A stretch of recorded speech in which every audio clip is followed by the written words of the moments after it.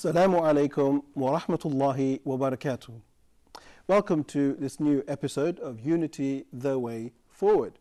I'm your host Junaid Dar, and joining me in the studio is a well-known, renowned Sheikh Dr. Haitham Al-Haddad. Welcome to the studio once again. Wa alaikum salam wa rahmatullahi wa barakatuh. As we know, Dr. Haitham Al-Haddad is the Managing Director of MRDF, Muslim Research and Development Foundation.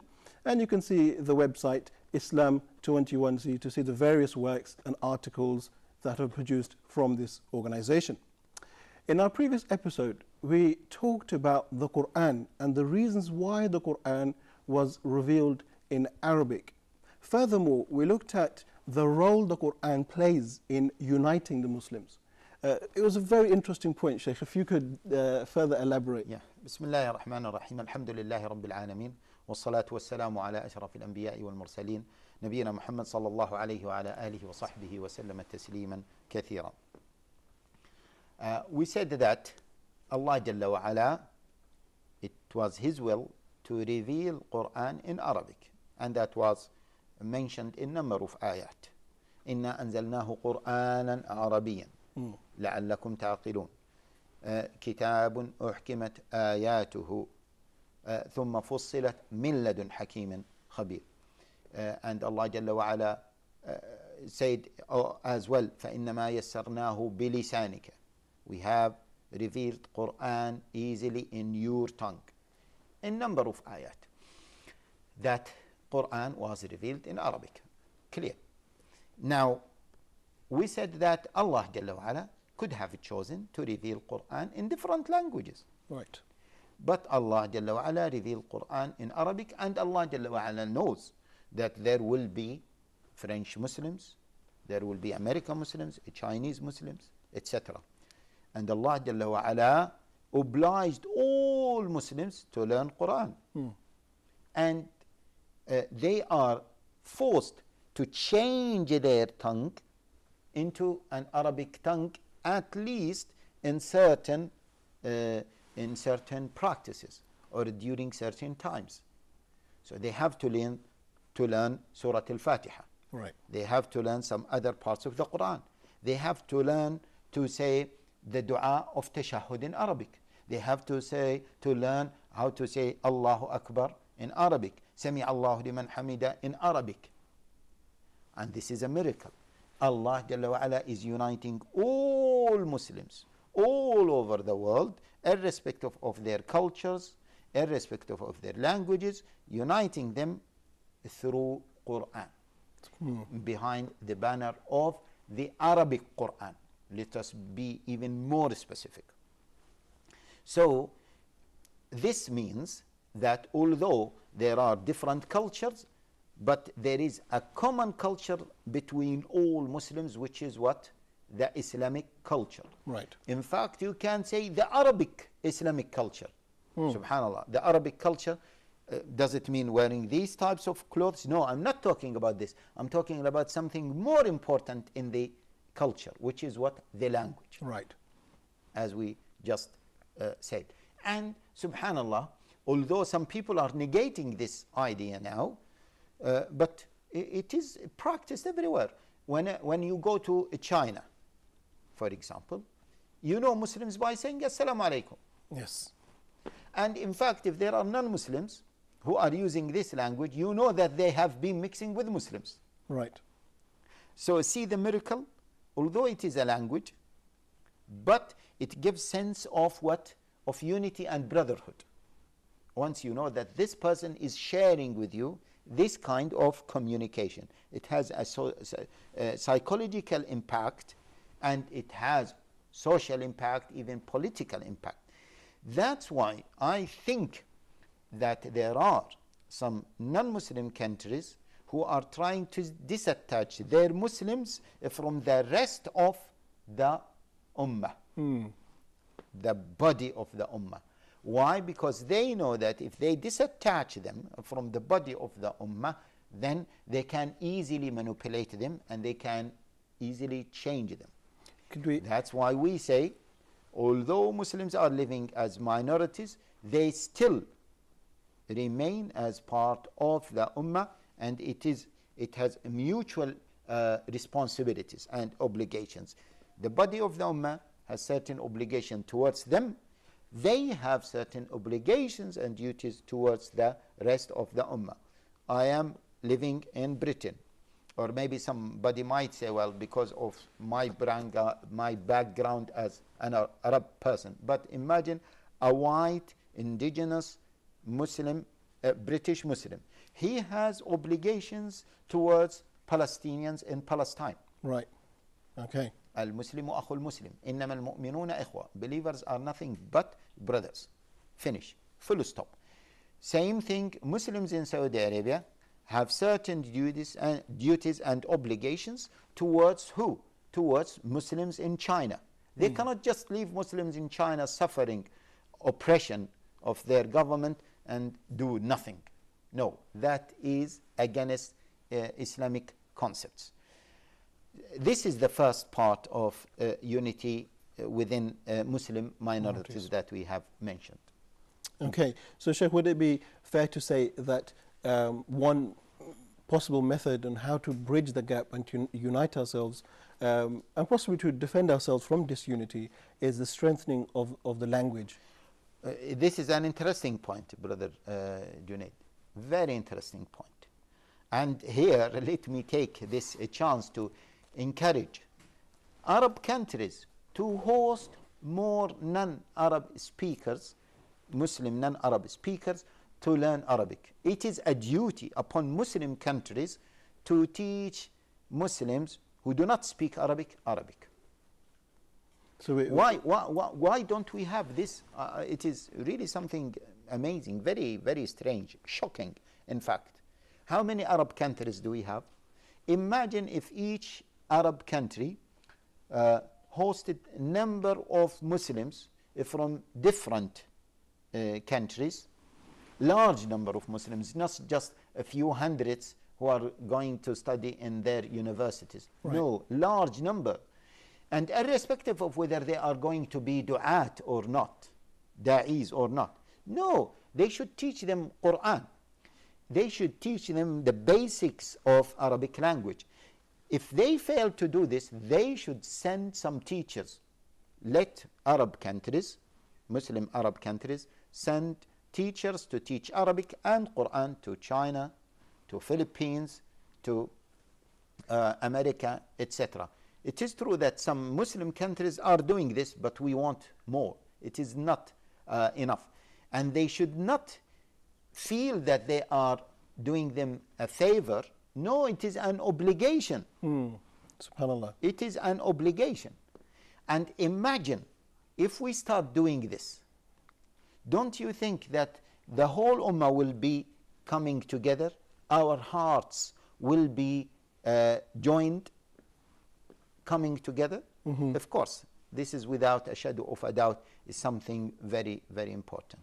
As we say, charity begins at home. So if we see these great offerings, that will definitely bring the hearts together, and it will be a great introduction or a beginning for unity. Yeah.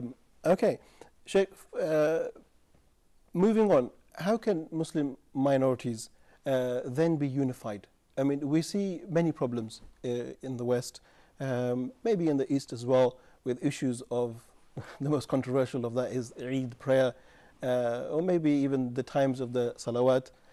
How can we unify ourselves in these situations? Yeah, this is the second element that we need to discuss, which is unity among Muslim minorities themselves. Right.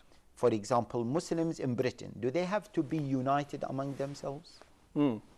Muslims in China, do they have to be united among themselves? It's difficult for me to conclude a certain answer about all Muslims in different countries.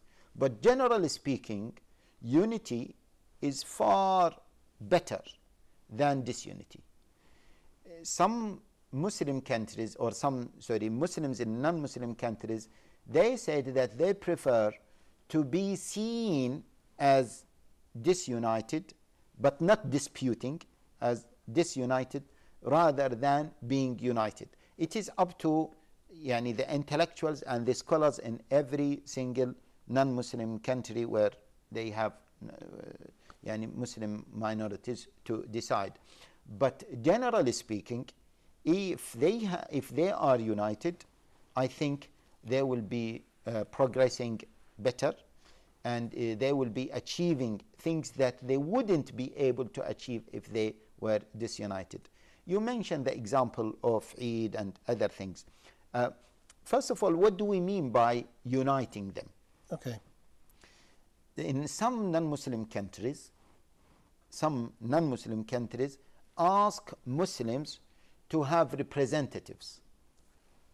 So if if those minorities can have representatives that represent them, that is brilliant, that is excellent. Okay. If that is possible. If that is not possible, then at least Muslims should have representatives in certain areas. For example, the issue of ifta. If they can have like one mufti who can decide on the strategic issues, not necessarily on every single issue, and who can represent Muslims before the government. Okay. Who can support the aims of Muslims, who can even strengthen the causes, the Islamic causes. If we can have that, this is excellent. In Australia, for example, they have a mufti. Okay. And the Muslim personal law is not implemented as a Muslim personal law, but they have a setup, Muslims, there they have a setup for marriage dissolution, etc., whereby it will be legally binding if it has the rubber stamp of the mufti. Okay. The office of the mufti is the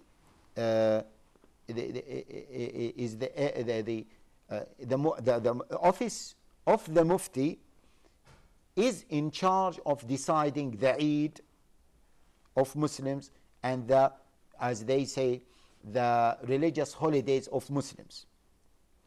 That is a form of unity.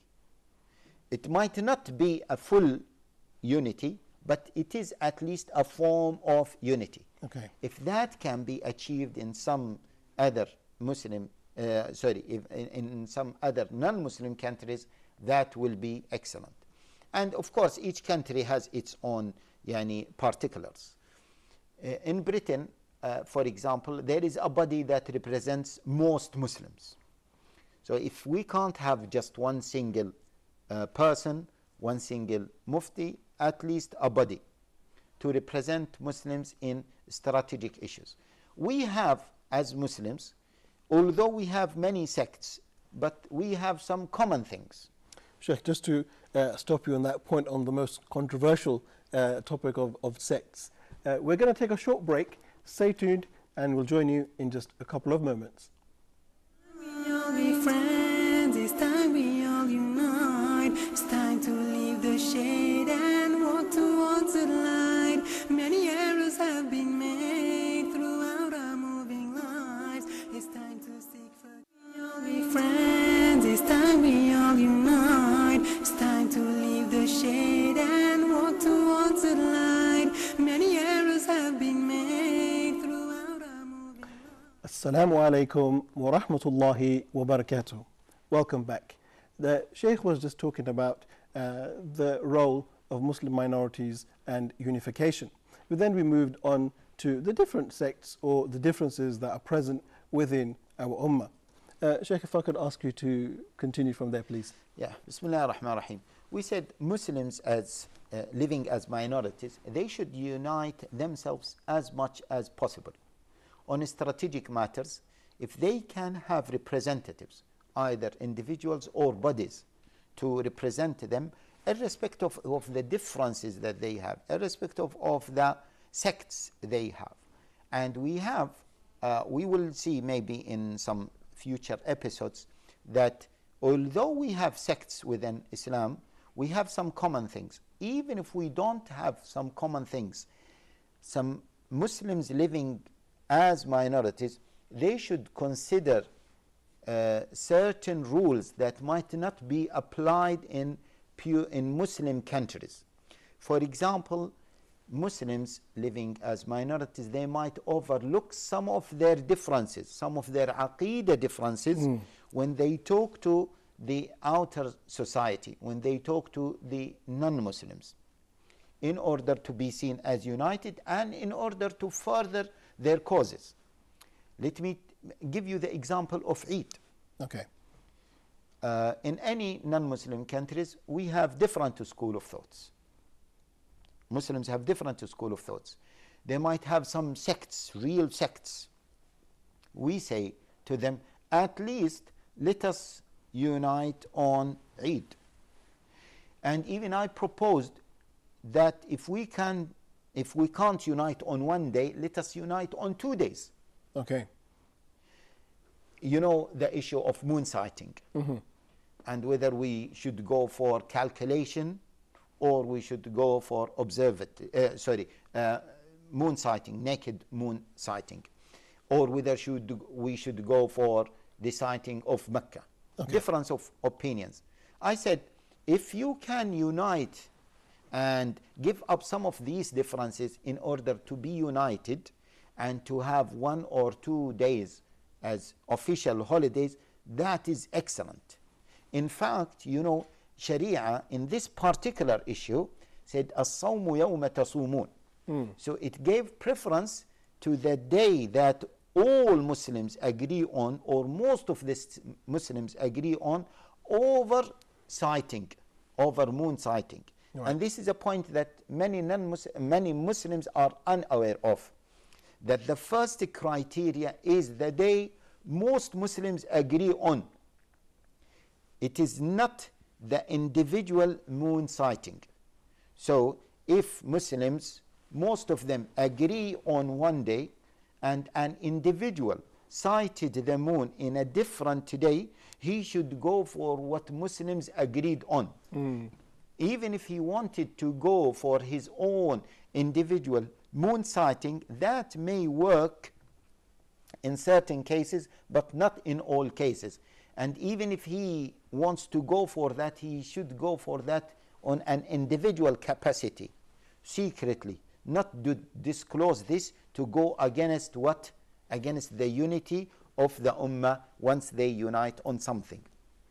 So on the issue of moon sighting in non-Muslim countries, we say to Muslims who are living as minorities, you need to go for what you unite on. Right. Even if it goes against what you believe from a jurisprudence perspective.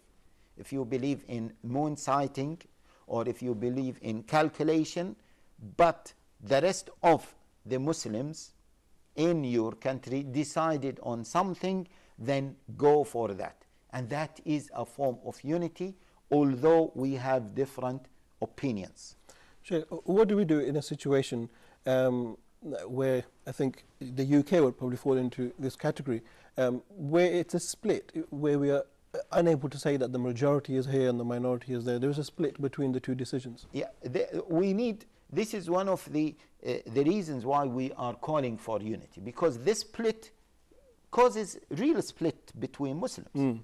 And we came across certain situations where some families, half of the family is fasting and half of the family is celebrating their Eid. We want to remove this. So we say that Muslims should be united at least on these things, although they might not be major principles. However, they are major practices because they reflect the symbol of unity, right, between Muslims, at least in front of non-Muslims. So that's why we say that Muslims living as minorities, they should keen to be united, at least in front of non-Muslims.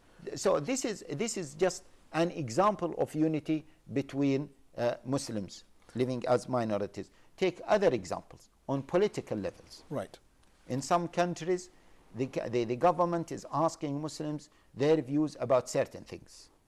We should unite on our stance on these political issues. If they ask us about certain views regarding elections, regarding certain parties, we should have a unified opinion. Unless we, as Muslims living in that particular country, we see that it is maybe better for us to be seen as disunited. So this is unity on disunity. Okay. Okay, which is something that it is a strategic decision that can be taken in certain circumstances. But unity to be disunited, in fact, it is unity because it is an organized disunity. Right.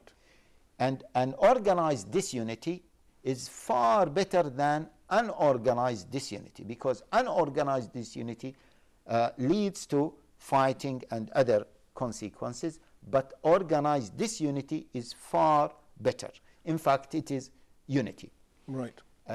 Take another example regarding unity between Muslims living as minority. Take the issue of Muslim personal law. Okay.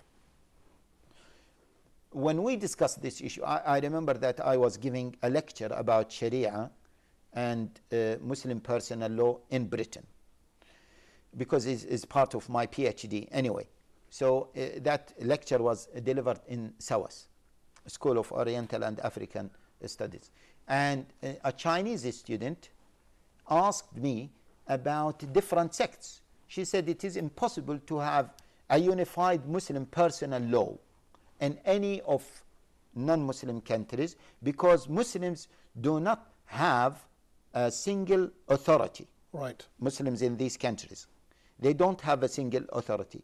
Moreover, they don't have single jurisprudence. They have the Ja'fari fiqh, they have the Sunni fiqh, even the Sunni fiqh, they have the Shafi'i, Maliki, Hanbali, Hanafi, etc. So I said to her, in fact she was a female student, I said to her, let them give us this opportunity and we will deal with our situation. This is first of all. Well, it is not that Britain or France or other non-Muslim countries, they don't want to give us this opportunity because we are disunited. Right. No, because it is a level of hostility and prejudice against Muslims, and they don't want to see real Islamic presence within European countries. This is one thing. However, even within Muslim personal law, we have so many commonalities. Right. Except with some French sects. In terms of marriage, talaq, inheritance, generally speaking, even among sects, there are some common principles. Now, between madhahib, Muslim personal law is very, very sort of, you can say, unified. Inheritance, among all madhahib, 90% of rulings regarding inheritance law is the same among all madhahib. Okay. There are some minor differences in issues regarding marriage, talaq. The common ground is far bigger than what we disagree on. So in terms of Muslim personal law, why don't we as Muslims living as minorities be united to achieve kind of official recognition for the Muslim personal law within the judicial system? Right. And if we were able to achieve this, this is a great victory for Muslims living as minorities. Unfortunately, because we are disunited, we fail to achieve this. I don't know of any country where Muslim personal law is officially recognized as part of the personal law in that country. Okay. Even in India, Muslim personal law is not officially recognized. It is recognized unofficially among Indian Muslims. Thank you, Sheikh. Just like to we're coming to an end here. We talked about personal law and how this is a stepping stone to success and how it brings us closer to unity. In our next episode, we will look at the proofs and the importance of unity in further detail. Until then, Assalamu alaikum wa rahmatullahi wa barakatuh. Friends, it's time we all unite. It's time to leave the shade and walk towards the light. Many errors have been made throughout our moving lives. It's time to seek forgiveness and do